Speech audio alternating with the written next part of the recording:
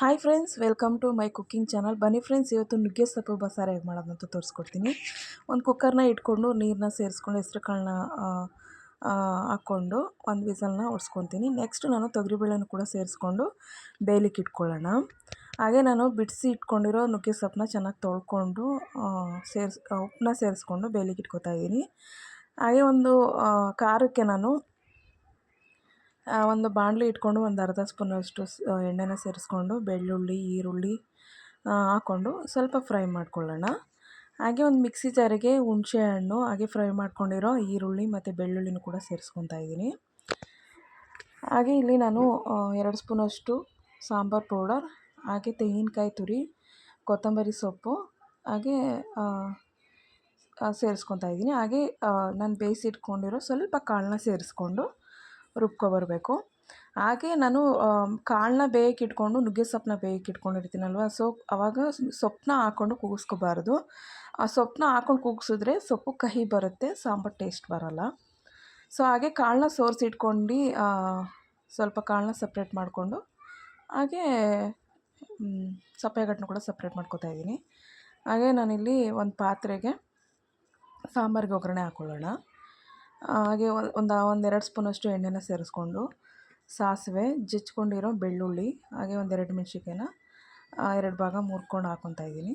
ಹಾಗೆ ಕರಿಬೇವಿನ ಸೊಪ್ಪು, ಹಾಗೆ ಸ್ವಲ್ಪ ಹಿಂಗನ್ನ ಸೇರಿಸ್ಕೊತಾ ಇದ್ದೀನಿ. ಹಿಂಗನ್ನ ಸೇರಿಸ್ಕೊಂಡು ನಂತರ ಇಲ್ಲಿ ನಾನು ರುಬ್ಕೊಬಂದಿರೋ ಖಾರನ ಸೇರಿಸ್ಕೊಂಡು ಒಂದೆರಡು ನಿಮಿಷ ಫ್ರೈ ಮಾಡಿಕೊಂಡು ನನಗೆ ಎಷ್ಟು ನೀರು ಬೇಕೋ ಅಷ್ಟು ನೀರನ್ನ ಸೇರಿಸ್ಕೊಂಡು ಒಂದು 5 ನಿಮಿಷ ಕುದಿಸ್ಕೊಳ್ಳೋಣ.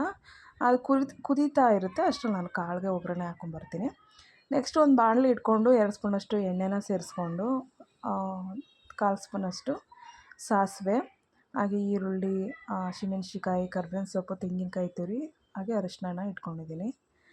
ಹಾಗೆ ಸಾಸಿವೆ ಫ್ರೈ ಆದ ನಂತರ ನೆಕ್ಸ್ಟ್ ಈರುಳ್ಳಿ, ಹಸಿಮೆಣ್ಸಿಕಾಯಿ, ಕರಿಬೇವಿನ ಸೊಪ್ಪು ಹಾಕ್ಕೊಂಡು 1 ನಿಮಿಷ ಚೆನ್ನಾಗಿ ಫ್ರೈ ಮಾಡ್ಕೊಂಡು ಕಲರ್ ಚೇಂಜ್ ಆದ ನಂತರ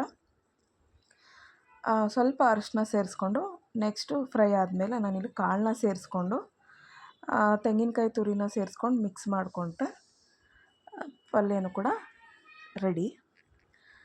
ಹಾಗೆ ನಾನಿಲ್ಲಿ ನೆಕ್ಸ್ಟು ಪಾತ್ರೆಯಲ್ಲಿ ಕುದಿಯೋಕೆ ಇಟ್ಕೊಂಡಿದ್ದೆ ಅಲ್ವ ಸಾಂಬಾರಿಗೆ, ಸೊ ಈ ಸಮಯದಲ್ಲಿ ನಾನು ಸಪ್ಪೆಗಟ್ಟು ಇಟ್ಕೊಂಡಿದ್ದೆ ಅದನ್ನು ಕೂಡ ಇವಾಗ ಸೇರಿಸ್ಕೊತಾ ಇದ್ದೀನಿ. ಸೇರಿಸ್ಕೊಂಡು ಒಂದು 2 ನಿಮಿಷ ಕುದಿಸ್ಕೊಳ್ಳೋಣ. ಕುದಿಸ್ಕೊಂಡು ನಂತರ ನಾನು ಕಾಳಿಗೂ ಕೂಡ ಸ್ವಲ್ಪ ಉಪ್ಪನ್ನ ಹಾಕ್ಕೊಂಡು ಬೇಯಿಸ್ಕೊಂಡಿದ್ದೆ. ಇವಾಗ ಸಪ್ಪೆಗಟ್ಟಲ್ಲೂ ಕೂಡ ಸ್ವಲ್ಪ ಉಪ್ಪು ಇರೋ ಕಾರಣ ಸ್ವಲ್ಪ ನೋಡಿಕೊಂಡು ಸಪ್ಪೆನ ಏನಂತ ನೋಡ್ಕೊಂಡು ನಾನಿವಾಗ ಸ್ವಲ್ಪ ರುಚಿಗೆ ತಕ್ಕಷ್ಟು ಉಪ್ಪನ್ನ ಸೇರಿಸ್ಕೊತಾ ಇದ್ದೀನಿ. ಸೇರಿಸ್ಕೊಂಡು 2 ನಿಮಿಷ ಚೆನ್ನಾಗಿ ಕುದಿಸ್ಕೊಂಡ್ರೆ ಸಾಂಬಾರು ಕೂಡ ರೆಡಿ. ಹಾಗೆ ಯಾರೆಲ್ಲ ಸಬ್ಸ್ಕ್ರೈಬ್ ಮಾಡ್ಕೊಳ್ದೇ ವಿಡಿಯೋ ನೋಡ್ತಾ ಇದ್ದೀರಾ, ಪ್ಲೀಸ್ ಸಬ್ಸ್ಕ್ರೈಬ್ ಮಾಡಿಕೊಂಡು ವಿಡಿಯೋ ನೋಡಿ ಹಾಗೆ ಸಪೋರ್ಟ್ ಮಾಡಿ. ಹಾಗೆ ಈ ಸಾಂಬಾರಿಗಂತೂ ಸೈಡಿಗೆ ಮುದ್ದೆ, ಕಾಳು, ಹಾಗೆ ತುಪ್ಪ, ಏನಾದರೂ ಬೆಣ್ಣೆ ಇದ್ದರೂ ಕೂಡ ಸಖತ್ತಾಗಿರುತ್ತೆ. ಮುದ್ದೆ ಜೊತೆಗೆ ನುಗ್ಗೆ ಸೊಪ್ಪು ಬಸ್ಸಾರಂತೂ ಸೂಪರ್ ಕಾಂಬಿನೇಷನ್.